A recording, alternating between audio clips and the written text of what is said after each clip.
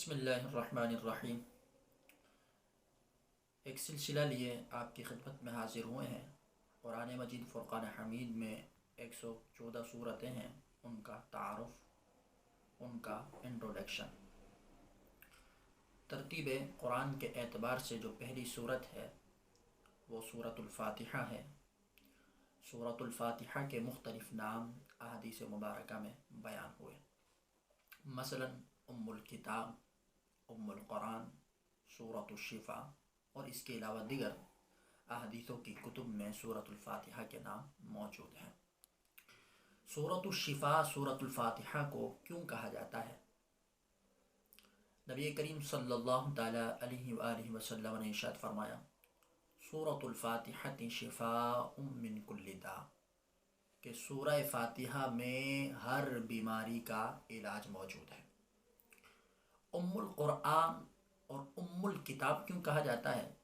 علماء بیان فرماتے ہیں کہ اللہ تبارک و تعالی نے جتنی بھی آسمانی کتابیں اور صحیفیں اپنے انبیاء کرام علیہم الصلاۃ والسلام پر نازل فرمائے، ان تمام باتوں کا خلاصہ، ان تمام باتوں کا اسٹرکچر اللہ تبارک و تعالی نے قرآن مجید فرقان حمید میں جمع فرما دیا ہے۔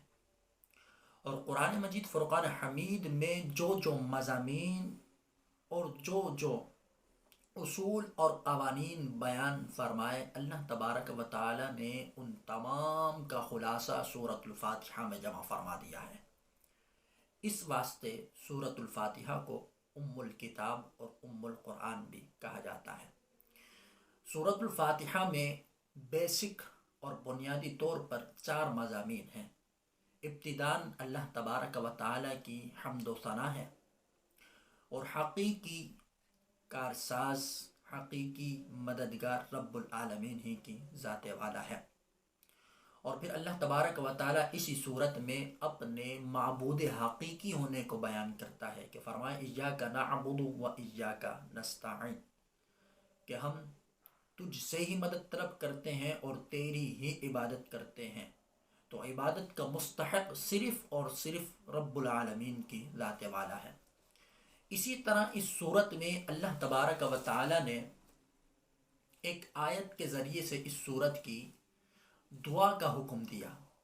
وہ دعا کیا ہے؟ اہدنا الصراط المستقیم، کہ اے رب العالمین ہمیں صراط مستقیم پر، سیدھے راستے پر چلا۔ اور پھر اسی صورت میں وہ راستہ بھی بتلا دیا کہ وہ راستہ کون سا ہے۔ فرمایا صراط الذین انعمت علیہم، کہ راستہ ان کا کہ جن پر تو نے انعام کیا، جن پر تو نے کرم، نوازشات کی بارشیں کی، عطاؤں کی بارش کی۔ جب ہم اسی آیت کو ہم ملاتے ہیں، 4 سپارے کی ایک آیت کریمہ ہے، فَأُولَٰئِكَ مَعَ الَّذِينَ أَنْعَمَ اللَّهُ عَلَيْهِمْ مِنَ النَّبِيِّينَ وَالصِّدِّيقِينَ وَالشُّهَدَاءِ وَالصَّالِحِينَ،